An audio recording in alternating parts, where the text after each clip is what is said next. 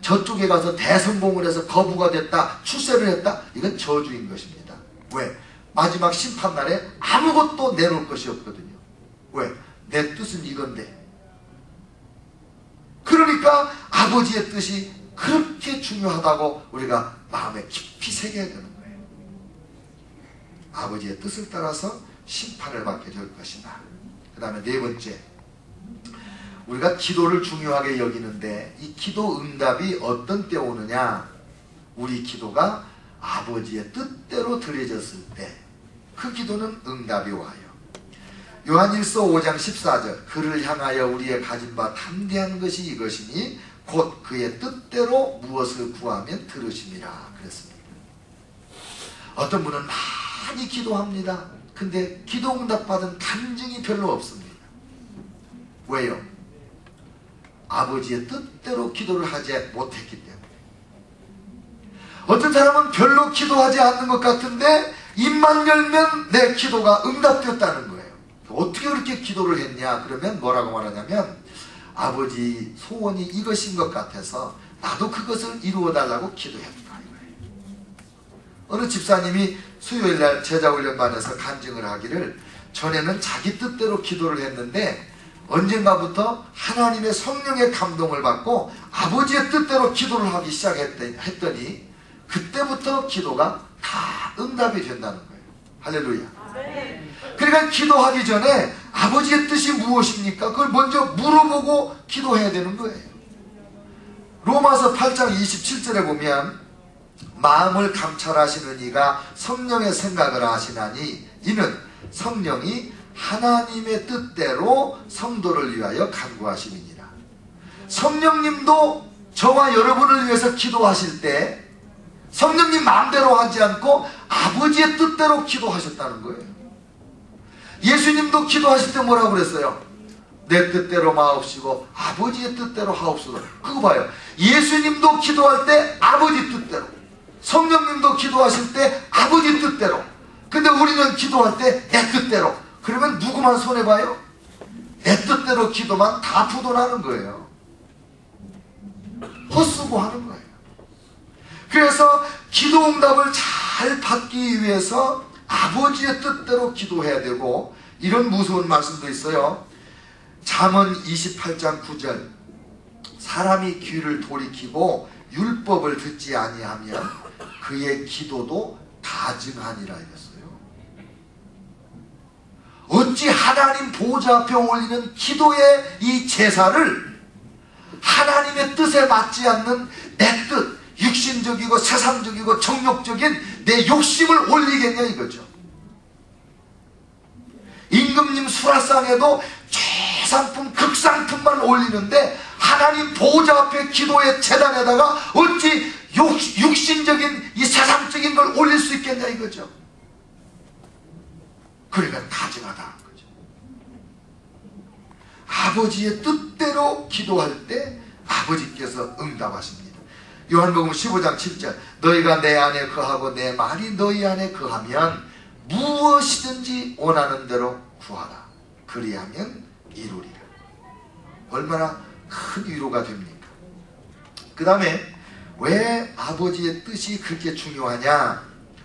아버지의 뜻대로 사는 자에게 아버지께서 복을 주십니다. 우리는 복을 사모하는 민족이라서 복을 많이 받았습니다. 앞으로도 더 많이 받아야 됩니다. 그렇죠? 예. 앞으로도 복을 더 많이 받고 싶은 분은 귀를 쫑긋 세우시고 잘 들으세요. 아버지께서 우리에게 복을 주시는데 이 복 중에 제일 큰 복이 뭐냐면요, 사랑받는 복입니다. 하나님이 사랑으로 우리를 지으셨기 때문에 사랑이 없으면, 사랑받지 못하면 플러그를 뽑아놓은 텔레비전 같아요.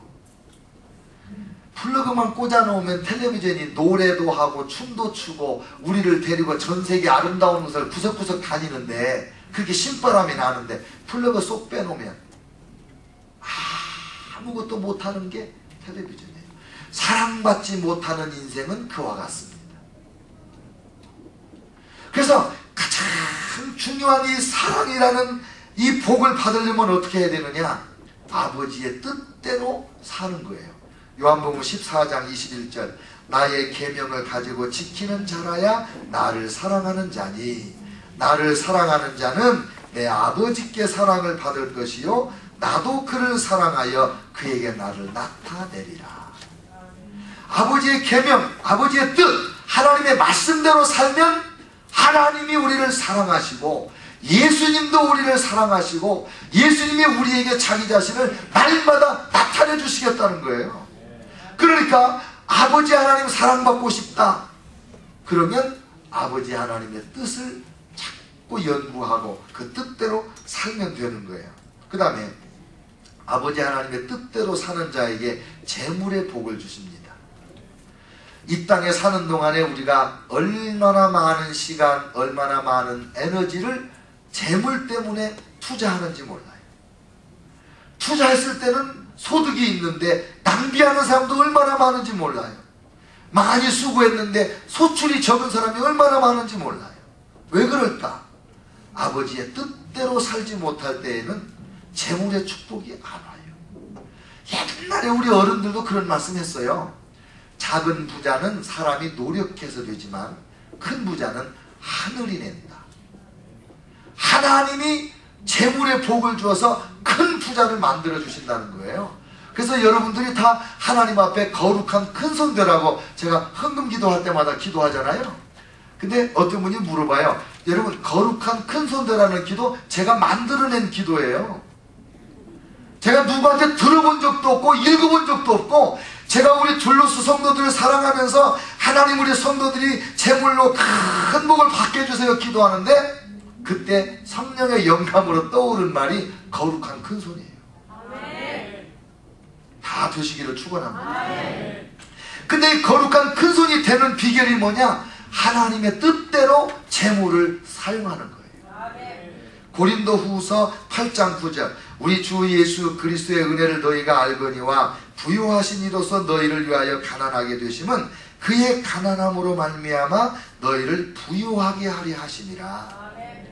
여러분을 하나님이 부요케 하시는 이유는 여러분이 다른 사람을 또 부요케 하게 하려고 그렇게 하시는 거예요.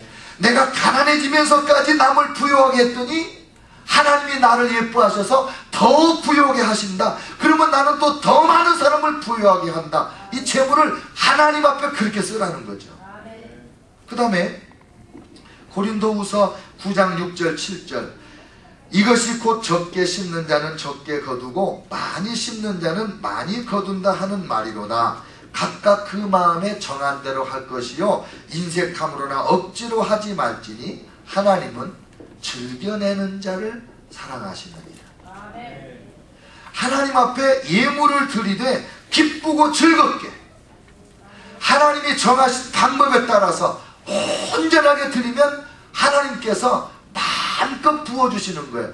솔직히 하루 세끼 먹고 사는 문제로 걱정하는 수준에 사는 분들은 그렇게 많지 않아요. 우리 가운데 중요한 것은 이 재물이 사명이거든요. 내가 주님께 받은 사명을 감당하기 위하여 내가 재물이 필요합니다. 하나님이 기뻐하시는 일을 위하여 내가 어떻게 이 헌신을 할 수 있을까? 내가 좀 더 있었으면 좋겠다 그거잖아요. 그래서 하나님 앞에 더 많이 자주 드리시기를 축원합니다. 그 다음에 건강의 복이 중요하잖아요. 그런데 건강의 복을 받는 비결도 역시 아버지의 뜻대로 살면 돼요. 우리가 건강하게 살지 못하는 이유 중에 하나가 뭐냐면 아버지의 분명한 뜻을 어기고 잘못 살 때 우리가 그렇게 되는 수가 많습니다. 그래서 출애굽기 15장 26절에서 이렇게 말씀하세요. 이르시되 너희가 너희 하나님 나 여호와의 말을 들어 순종하고 내가 보기에 의를 행하며 내 계명에 귀를 기울이며 내 모든 규례를 지키면 내가 애굽 사람에게 내린 모든 질병 중 하나도 너희에게 내리지 아니하리니 나는 너희를 치료하는 여호와임이니라. 하나님의 말씀을 잘 듣고 귀를 기울이고 그 말씀을 깨달은 대로 순종하고 그 말씀을 잘 지키면 건강의 복을 주시겠다고 약속을 하셨어요. 그러니까 하나님 하나님 아버지의 뜻이 왜 중요하냐? 복 받기 위해서도 하나님의 뜻이 중요하다. 복이 안 필요해도 주님 말씀대로 살아야 되거니와 복을 사모한다면 더더욱 하나님 말씀대로 살아야 되는 거죠.